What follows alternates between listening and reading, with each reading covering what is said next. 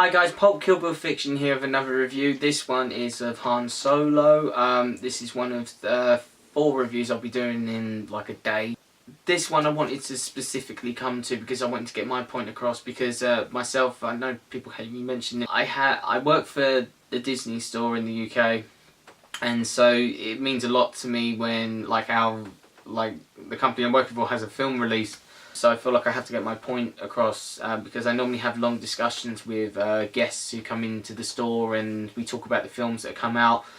This one in particular, Han Solo, I think I definitely need to talk about because people are dismissing it. There's been reports and it's well documented that Han Solo, Solo a Star Wars story is essentially it's a flop for the Star Wars universe. It's the first flop.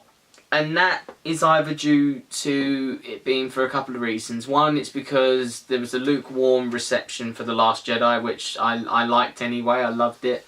Or it could be the point that it's released too close to when Last Jedi was released. It was only 5 months ago to where Han Solo was released. So it's quite, there's only 5 months between the Star Wars movie, and normally, before Disney bought LucasArts, it was 3 years.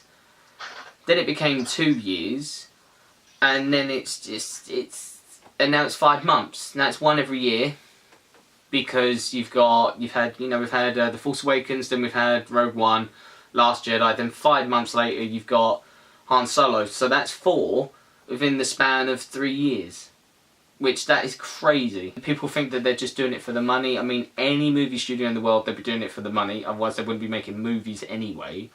But Han Solo, I'm not going to go and delve in too much into the history of this production because everyone knows it. It was originally Phil Lord and Chris Miller was about to direct it. They got 50% of it done, and then they were fired due to creative differences because they have a certain style. Ron Howard was brought in, which I think was a fabulous replacement anyway. And it's just like, apparently there's been like talk that the actors didn't get well on set, and there was just all these different commotions that were happening, and it was all over the place, things were happening. And so we got Han Solo in the end. We finally got it. It was released last month, or a couple of weeks ago rather, and I'm happy to tell you it worked. And I spoke with other cast members at work and other people who have seen it. They've loved it. Not liked it, they've loved it. And that's because it's its own self-contained story. It was a story that they think they didn't want to be told, but they did. And it was fun, and it was nice to be told the story of Han Solo, where he came from. It's Alden Ehrenreich, I think that's how you pronounce his name, plays the new Han Solo. It was originally amazingly played by Harrison Ford. That's his role. And to be honest, he makes it his own. There's a little bit of quirks in there, like you got the side smirk, and he does a little bit of pointing in there as well, which, that would be without saying. But there's no worries there. You've got Donald Glover as well as Lando Calrissian, and you've got a new character played by Emilia Clarke called Kira. You've got Paul Bettany as a villain, which I can't remember his name, and you've got Woody Harrelson as well in there, Thandie Newton. You've got all these incredible actors in there, and it works. It works. It's a great addition to the Star Wars saga anyway. The visuals are amazing. I think it's one of the better looking Star Wars movies as well. The last one being, I love The Last Jedi and its aesthetic with the look of the red in the throne room of Snoke's room and that whole fight. I think that looks gorgeous. If you watch it on a 4K screen, it looks absolutely stunning. But I've also got the soundtrack as well. That's got some great music. It's very upbeat. It's quite swashbuckling as well, because it's like a pirates movie essentially. There's because he is a smuggler, and it does remind you of Pirates of the Caribbean music as well. And they've got a new Cantina Room song as well, and it just all mixes well. The main relationship that I really brought into was Han Solo and Chewie, which I was interested to see how they came together, and that was really cool to see, and it was really paid off because they work incredibly well together, as they should do. Also, you learn that Han speaks a bit of Wookiee or Wookieean, whatever they're going to call it, the Wookiee language.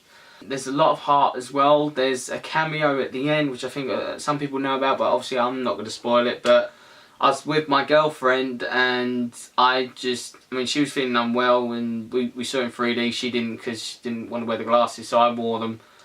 And I grabbed her by the side and I was like, oh my fucking god, it's... And Ron Howard's gone on to say that he wanted this character back because he was interested, and his son loves the character as well. I think Ron Howard's son's like 30 years old, so he was around when certain films were released as well from the Star Wars universe, and they brought that character back. And it's amazing because that's also my generation's one. I was born in '96, so it's great to see that they're bringing those characters into this. I absolutely loved Han Solo. I thought it dragged a little bit. The story did go a little bit slow at some points, where it was like, well, you could have ended it there, like the Kessel Run, but they didn't. They kept going, but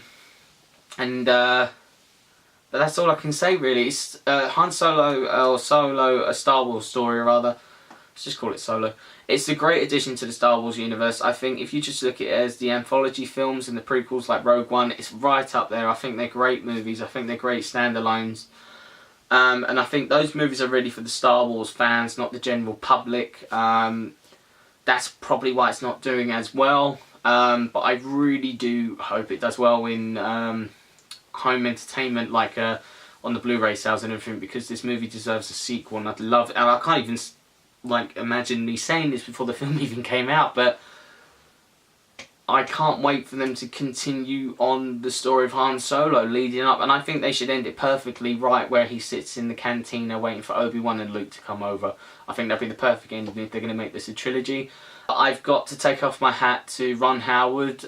Congratulations, man, you did a great job picking up this story. It'd be interesting to see what Chris Miller and Phil Lord would have done with the movie, considering their stylistic take and comedic effect on their movies. But at the end of the day, this is a fantastic movie. It's a great Star Wars movie. It's a great adventure movie with heart, comedy, great music, and I just loved every second of it. And I definitely recommend you guys to go and see it if you already haven't, because this movie deserves every butt in that seat to go and watch it. So that's all I can say, really.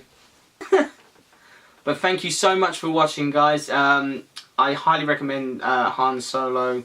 I would say I'd give it a 4 kills out of 5 bills. I really enjoyed it that much. I really didn't think I would, but I really did. And I can't believe I'm giving it 4 kills out of 5 bills. I was thinking 3, but I was like, no, I really did enjoy it.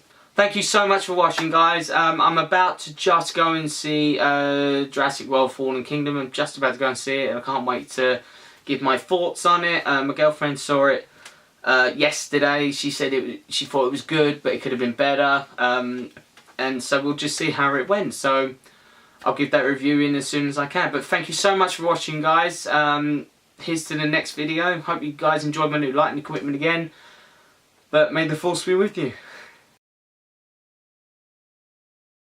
I also bought this shirt before Han Solo came out. Bought it at work, so, and obviously I get discounts. I was like, yeah. And I thought if I ever do a review, I'm gonna wear it.